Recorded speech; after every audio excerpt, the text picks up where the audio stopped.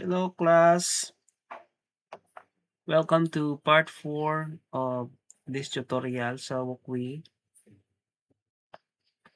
Now, ang last tutorial, ligad naman siya ang source code. And ang iya sequence, amo na siya, ma-on, on, and then ma-off tanan. Na-notice ko nga, for example, no, may duro-duro ako din nga LEDs. Let's say, for example, may pulo ka bilog. Now, i-copy paste ko na siya hasta pulo ka bilog nga LEDs, no? Pero repetitive gyapon, no? Ang mas effective nga himuon nyo is magamit kamo ka looping gyapon. For int LED is equals to 0, LED is less than, for example, how many LEDs? 5. Then LED plus plus. Now, biskan ano malangaran sang variable nga ibutang mo diya. Like sa aton nga sequence ay ang gingamit ko. Pero sa aton nga setup function sa sulod nag-declare ako ka loop, LED ang ngaran sang aton nga variable. Initialization of variable, the condition of variable, and then the increment or ginatawag nga iteration. Sa aton nga setup, susulod sang for loop gali, i-copy paste na to ang pin mode, tapos imbes nga paliwat-liwat hasta sa 5, i-access na to niya index sang aton nga array called LEDs. LEDs, kung mag-index kita,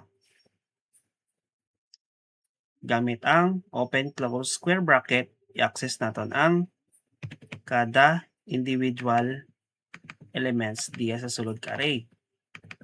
That means this code equivalent niya amo ni. So mas tinlo siya turokon kag makatipid ikaw sang lines of code. Na kung i-rerun ko ang aton nga project, same maghapon ang iya nga function.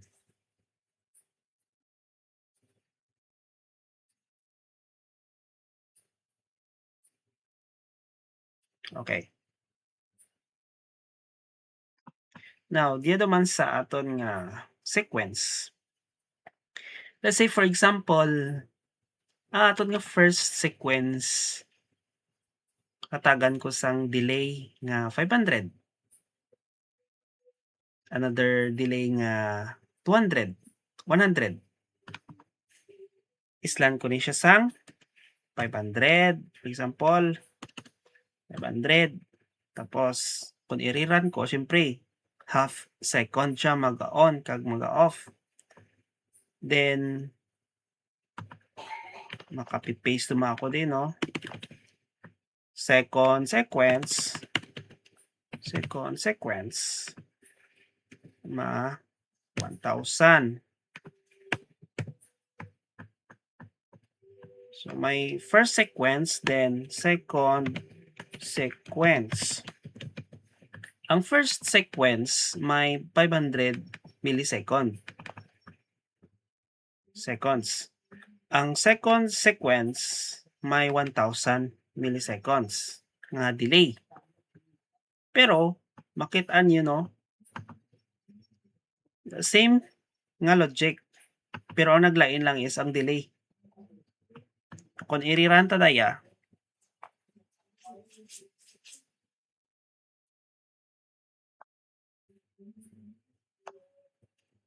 first sequence,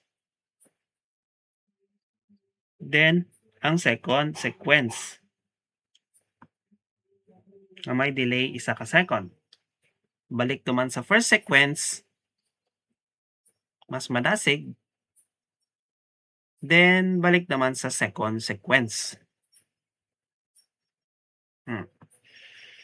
Now, pwede naton daya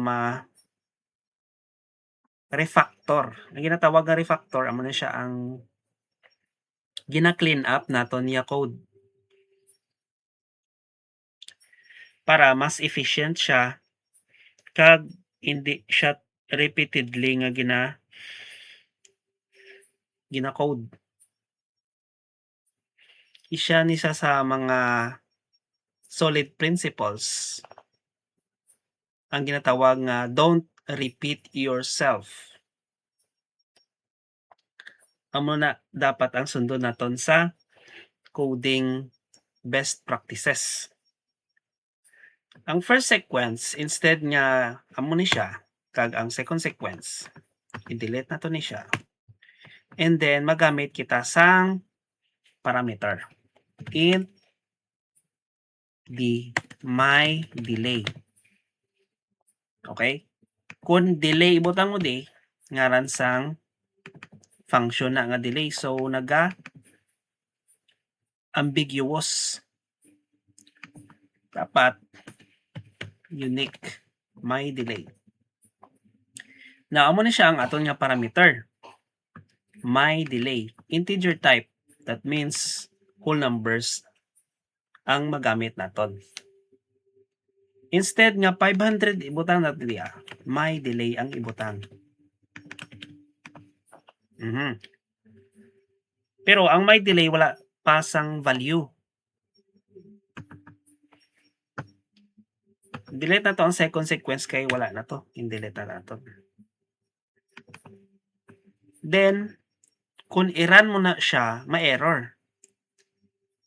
Kay wala kita may ginpass nga value para gamiton sang aton nga function parameter. Now, kung magbutang kita sang value, ginatawag sila nga argument. Example, 1,000. Argument ni siya ang value nga ginapass naton para usaron sang parameter. Now, ang first sequence kagina, di ba 500 dong? 500. Tapos, ang second sequence kagina, 1,000. Now, makita nyo, mas tinlo ang code kag may ginpass la kita nga value para mag-change ang delay.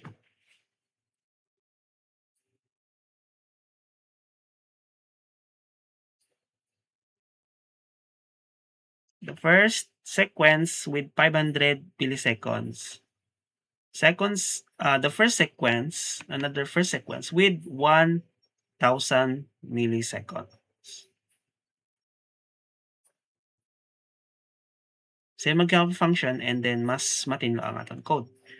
That's it for this video, class. I hope na may na-learn ka mo. And thank you for watching.